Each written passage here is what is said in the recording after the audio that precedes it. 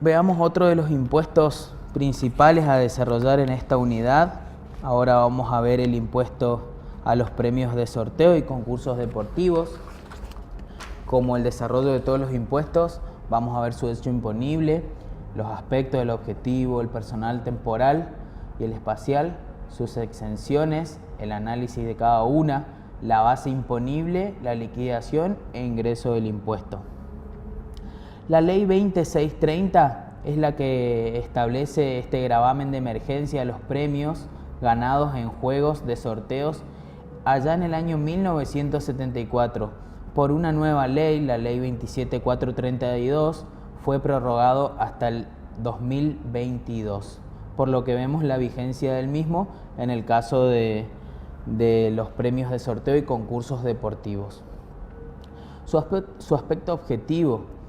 El legislador entendió que deben gravarse los premios ganados en juegos de sorteos, los que pueden ser definidos como las loterías, quinielas, rifas y similares, así como los concursos de apuestas de pronóstico deportivos distintos de los de apuestas de carrera hípica. Es decir, aquí ya el legislador hace una distinción y no incluye las apuestas de carreras hípicas. Deben ser organizados en el país por entidades oficiales autorizadas por el Estado o por entidades privadas con la autorización pertinente. ¿Qué premios o sorteos no están alcanzados y qué concursos deportivos no están alcanzados por el gravamen de la presente ley? Y son los que por ausencia de tercero beneficiario queden en poder de la entidad organizadora. En resumen, no están alcanzados por el gravamen de la presente ley los premios que por ausencia de tercero beneficiario queden en poder de la entidad organizadora. Es decir, si el premio queda vacante, la entidad organizadora no debería de ingresar el impuesto. Ahora bien, veamos el aspecto personal.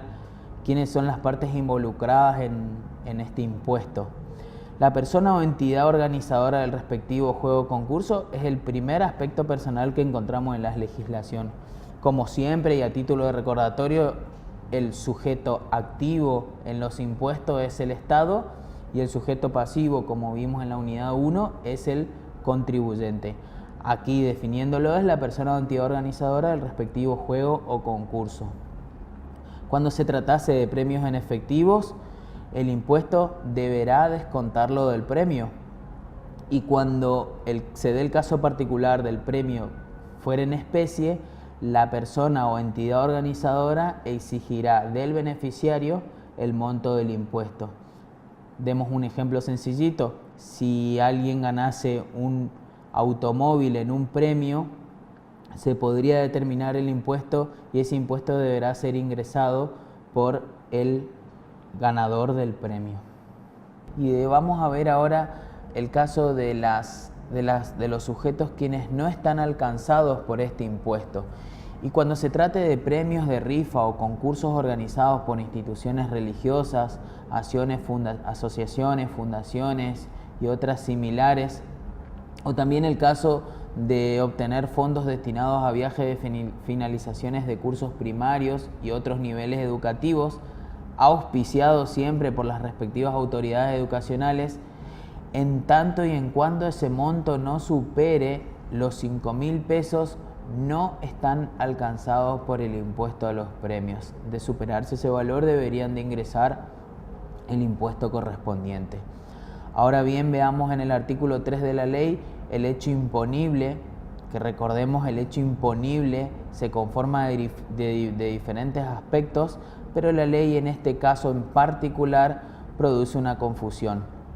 El artículo 3 establece que se producirá por el perfeccionamiento del derecho al cobro del respectivo premio. Aquí nos habla que cuando se perfecciona el derecho a cobrar el premio ganado, se estaría configurando el hecho imponible, omitiendo todos los otros aspectos, como vimos anteriormente, que es el aspecto espacial, el temporal, los aspectos subjetivos. Recordando la teoría de la unidad 1, el hecho imponible se configura cuando se den todos los aspectos y no solo el aspecto objetivo, que en este caso es enumerado en el artículo 3. Como bien dijimos, este es un caso donde podemos observar que se menciona hecho imponible en confusión con el aspecto objetivo. Actualmente la tasa es del 31% y la base imponible es el monto neto de cada premio, el 90%. Supongamos un premio de 1.000.000 de pesos, habría que calcular el 90% del mismo, lo que nos daría 900.000 pesos, y allí aplicar la tasa del 31% para obtener el impuesto a los premios. Recordemos que este impuesto debe ser retenido por el agente organizador del premio.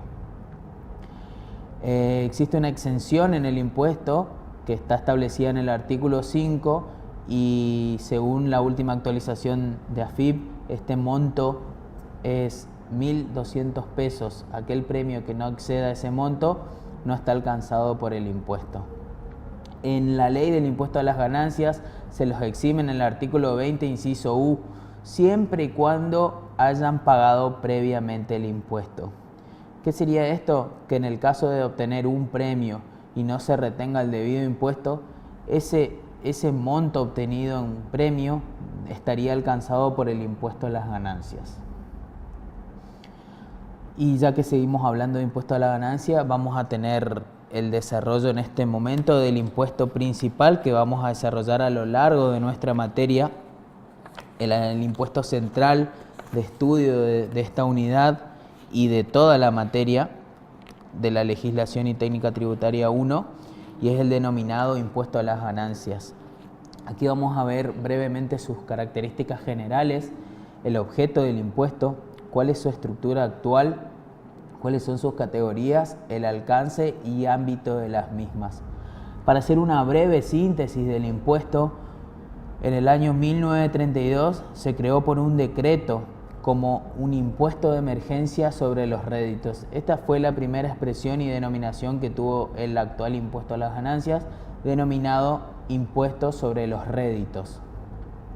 Luego se transformó en la ley 11.586, que con el transcurrir del tiempo se sancionó una nueva ley, la 11.682, que tuvo vigencia hasta el año 1973. Es decir, el impuesto sobre los réditos fue modificándose a través de diferentes leyes hasta el año 1973.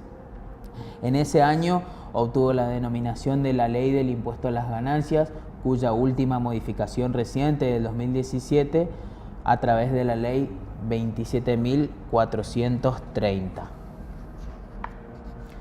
El objeto del impuesto también podemos relacionar con lo definido en la unidad 1, que es el hecho imponible. El objeto del impuesto es uno de los aspectos del hecho imponible. Y aquí analizamos a título de recordatorio que esos aspectos del hecho imponible eran el qué, el quién, el cuándo, dónde, cuáles y cómo.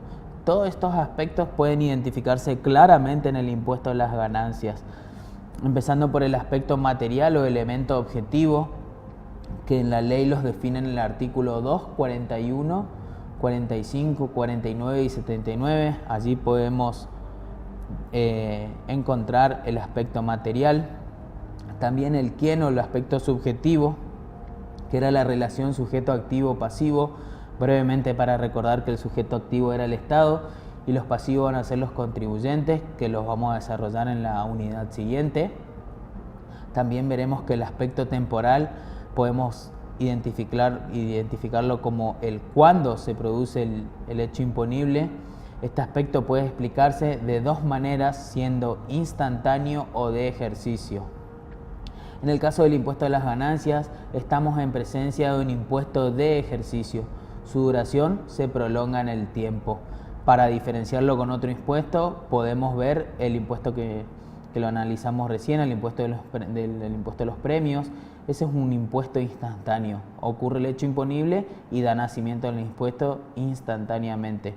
Sin embargo, el impuesto a la ganancia decimos que es un impuesto de ejercicio porque su nacimiento transcurre a lo largo de un ejercicio económico.